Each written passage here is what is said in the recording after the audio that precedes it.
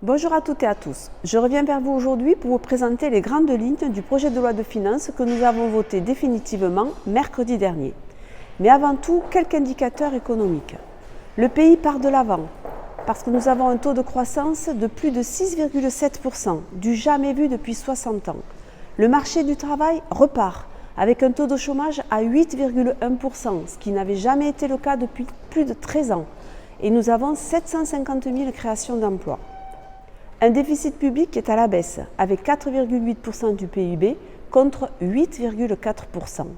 Du coup, nous avons voté des budgets à la hausse, du moins nous avons continué à voter ces budgets à la hausse, que ce soit le budget de l'écologie, que ce soit le budget de la défense pour nos armées, que ce soit celui de l'éducation nationale, de l'intérieur pour nos forces de l'ordre, mais aussi de la recherche, de la culture, du travail ou encore de la justice.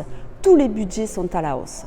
Nous avons aussi voté du soutien pour les plus fragiles, avec la recentralisation du RSA pour les départements qui le souhaitent, un renforcement de la lutte contre les violences faites aux femmes ou la prostitution, mais aussi le plan Un jeune, une solution qui a servi plus de 3 millions de jeunes, le contrat d'engagement jeune justement qui va démarrer au mois de mars, l'indemnité inflation et le chèque énergie de 100 €.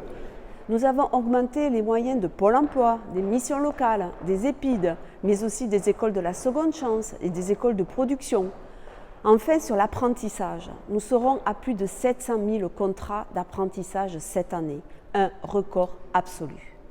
Bref, nous avons fait un budget avec des choix sur le travail, sur le régalien et sur l'éducation. Un budget cohérent depuis le début de notre mandat par rapport à la stratégie que nous voulions mettre en place. Un budget qui respecte la parole du président de la République et celle de la majorité présidentielle à laquelle j'appartiens. Bref, un budget que j'ai été fière de voter cette année. Je vous remercie.